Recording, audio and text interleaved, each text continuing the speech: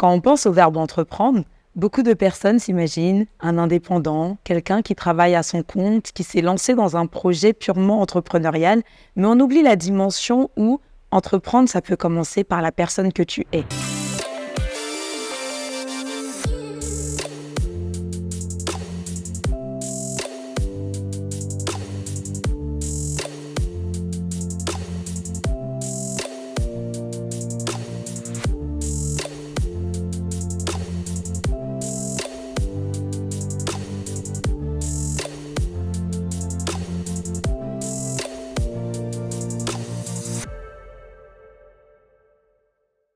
Une définition du verbe entreprendre que j'aime beaucoup, c'est celle de l'Académie française qui dit que entreprendre, c'est commencer à exécuter ce qu'on a décidé d'accomplir.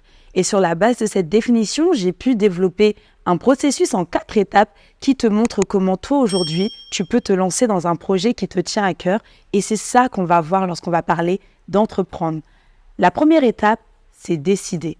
Quoi que tu fasses dans la vie, cela a commencé par une pensée que tu as eue. Ça peut être de entreprendre un projet de reconversion professionnelle, te lancer concrètement dans l'entrepreneuriat ou même réaliser un voyage. Tu en as d'abord eu la pensée. Moi-même qui suis en train de réaliser cette vidéo, un jour je me suis dit, et si je faisais une vidéo YouTube? Et de là, va se poser la question de quelle est la vision que je veux donner à cette vidéo ou à l'entreprise que je veux bâtir, au projet que je veux réaliser. Cette vision que tu as, c'est la représentation mentale de ton futur, de la chose que tu veux concrétiser. Donc, on voit que ta pensée va donner naissance à une image dans ton esprit qu'on va appeler la vision. Pour autant, si tu souhaites accomplir cette vision, il te faudra poser des actes délibérés, c'est-à-dire être intentionnel dans ce que tu fais. Et c'est là qu'intervient maintenant ta volonté, ta capacité à t'engager pleinement à la réalisation de cette idée. Parce que je rencontre dans ma vie beaucoup de personnes qui me disent « Tu sais, j'ai tel projet qui me tient à cœur. J'ai toujours voulu lancer telle entreprise ou j'ai toujours voulu visiter ce pays. » Mais qu'as-tu mis en place concrètement pour que cette vision prenne vie? Et c'est ce qu'on va voir tout au long des étapes qu'on va dérouler ensemble. Donc, étape 1, décider. Donc, on commence avec la pensée. La pensée va donner naissance à la vision. Et ta vision va demander ta volonté pour commencer au moins à être concrétisée. Et ce n'est qu'une fois que tu te seras décidé de poursuivre cette vision que les choses vont se passer. Si tu es comme moi qui est tout le temps un peu en mode couteau suisse à avoir 1001 idées à la minute, tu ne pourras pas poursuivre chacune de ces idées. Mais tu devras prendre la décision de t'arrêter sur au moins une d'entre elles et te dire celle-ci, je vais la poursuivre et je vais vraiment y mettre tout mon cœur. C'est là la première étape.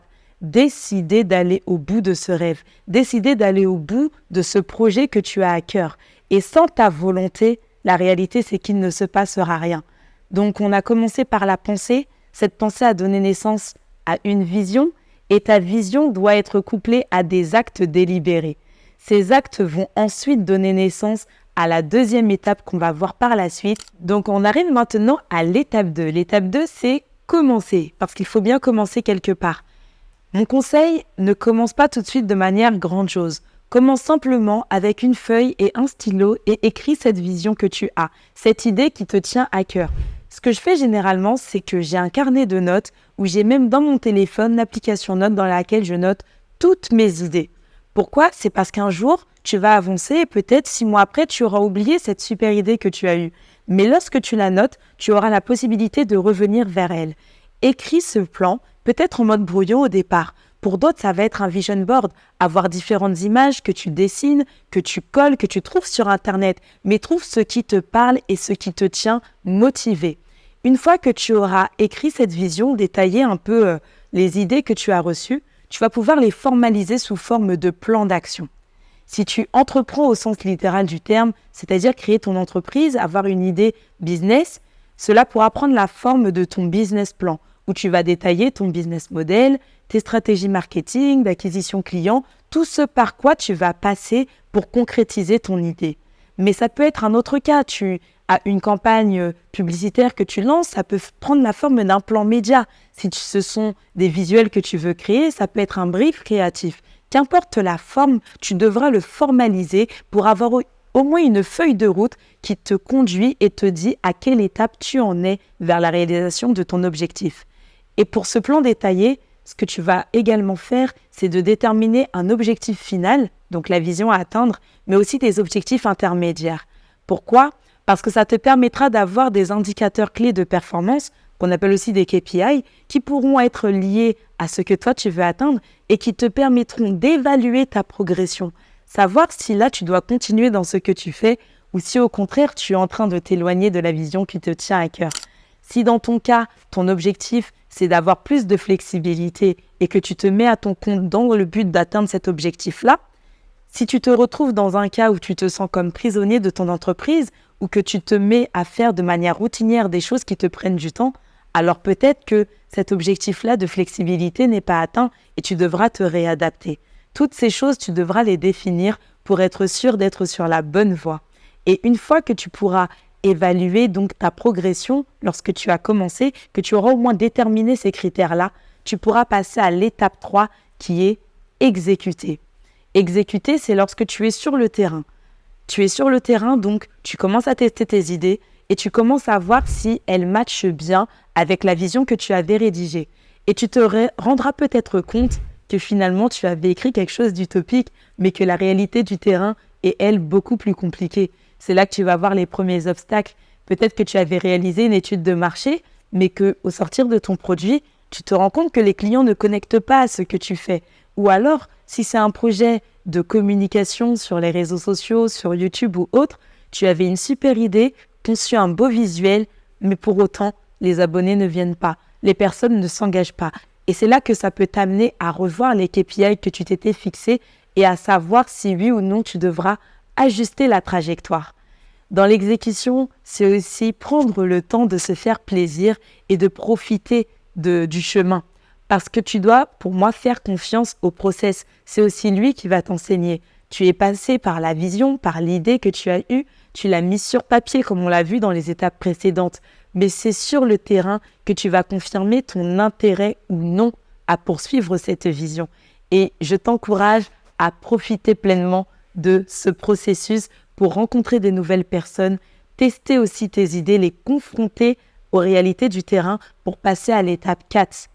L'étape 4, c'est accomplir.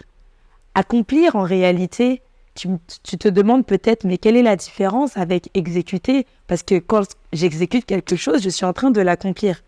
Accomplir, pour moi, c'est la version finale du projet. C'est lorsque le projet est littéralement dans sa gloire, lorsqu'on peut dire qu'il est conforme à l'idée que tu en avais au départ, que tu as su mettre par écrit et qui est maintenant une réalité pour toutes les personnes autour de toi. C'est lorsque tu es pleinement satisfait de ce pourquoi tu t'es lancé, que ton épanouissement est rendu visible et que vraiment, même au niveau de tes valeurs, tu es conscient que tu es pleinement aligné avec ce que tu fais. Et c'est l'étape que j'encourage chacun à poursuivre, mais surtout à en voir la réalisation. Et dans tout ce qu'on s'est dit, tu te dis peut-être, mais quel est le meilleur marché pour entreprendre ? Quelle est la meilleure piste à suivre ? J'ai envie de te dire ceci. Le meilleur marché pour entreprendre, c'est toi-même. Si tu prends chacune de ces étapes et que tu les adaptes à ta propre vie, tu vas t'amener à te poser la question, quel est le but de mon existence ? Pourquoi je fais ce que je fais au quotidien ? Quelle est la décision que je prends pour ma propre vie ? Qu'est-ce que je décide d'accomplir ? Ça va te donner une première étape. Pourquoi ça doit commencer par toi ? Tu es un marché de niche. Personne d'autre sur la Terre n'est capable de faire ce que tu fais avec l'excellence à laquelle tu l'as fait. Tu te dis peut-être, mais je ne vois pas mes talents, je ne vois pas mes dons.